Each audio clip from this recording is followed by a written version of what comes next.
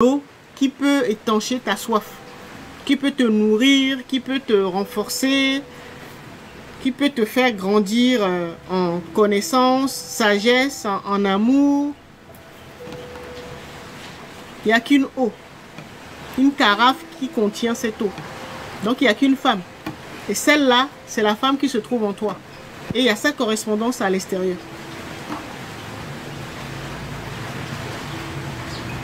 Et pour les femmes, c'est la même chose.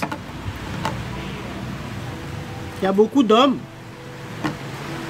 Les femmes sont les carafes d'eau ou les canaries dont je parlais. Tout le monde ne peut pas venir boire ton eau. Il n'y a qu'un seul homme. C'est celui qui se trouve en toi. Et il a sa correspondance à l'extérieur.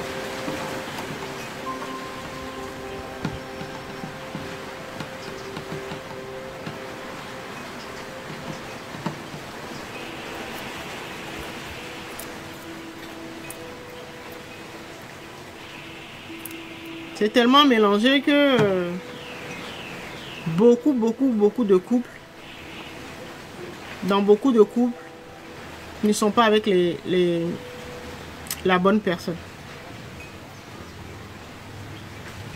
Parce qu'on ne nous a pas appris à choisir nos partenaires.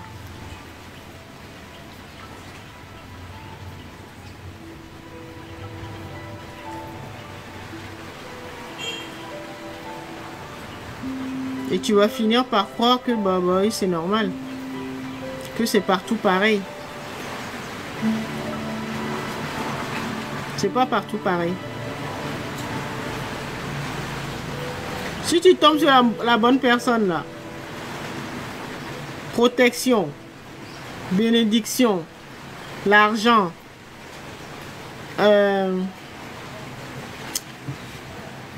qu'est-ce que les gens cherchent d'habitude? L'argent, la santé, la protection, le succès.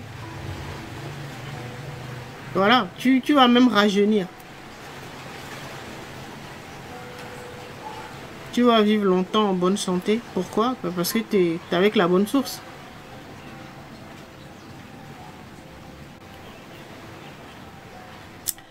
Je vous ai dit que le karma se déclenchait quand nous violons nos propres lois.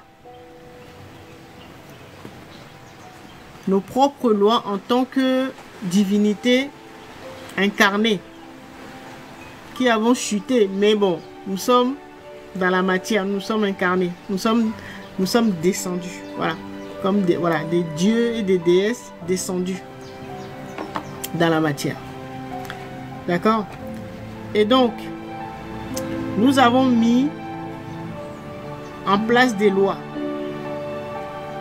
pour que notre expérience se passe bien pour tout le monde en fait. D'accord? Donc, ce sont les règles du jeu ou le manuel de fonctionnement du jeu, les règles du jeu ou le manuel de fonctionnement de notre véhicule terrestre. C'est-à-dire de notre avatar, de notre corps. D'accord?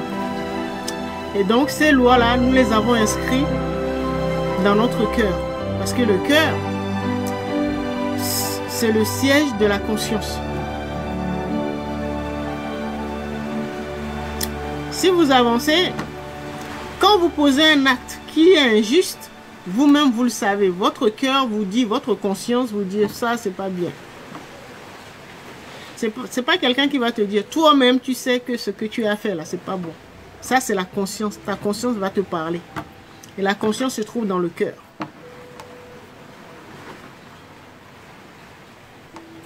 D'accord? Et donc, les lois universelles ou les lois de la nature, là, nos propres lois, sont inscrites dans notre cœur. Et dès que nous les violons, notre conscience nous dit, papa, là, ce que tu as fait là, c'est pas bien.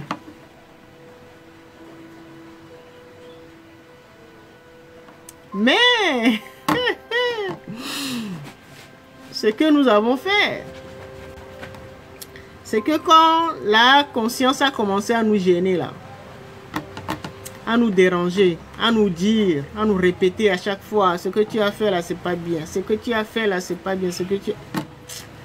Cette voix-là a commencé à nous gêner. Et donc, on a préféré fermer les oreilles. On ne voulait plus l'entendre.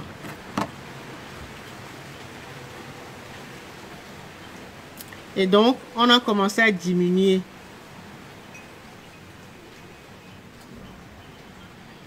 Cette voix. On a commencé à baisser le volume. D'accord? Et le cœur, comme c'est là où sont inscrites les lois, c'est le siège de notre conscience supérieure, si on peut dire ça. Et c'est également, c'est là où se trouve ce qu'on pourra dire les lois de la Mahat, tout ce qui est juste. La pensée juste, les paroles justes, les actes justes.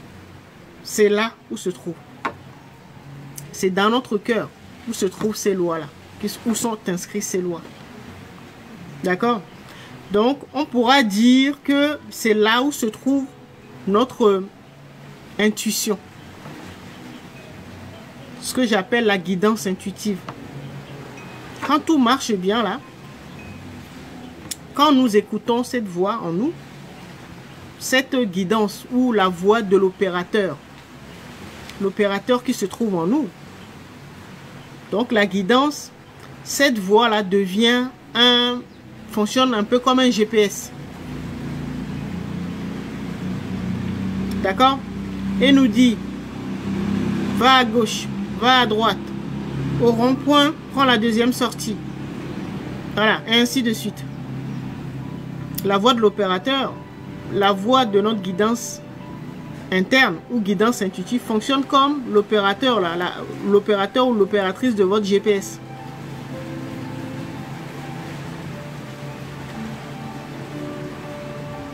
D'accord? Donc on commence à l'écouter. Quand tout marche bien, ok, on l'écoute. Donc on l'utilise. Parce que le cœur sait. S'il faut aller à gauche, s'il faut aller à droite, s'il faut demander pardon, s'il faut revenir sur sa décision, tout ça. C'est là où se trouve notre divinité. Ce qu'on appelle l'intuition.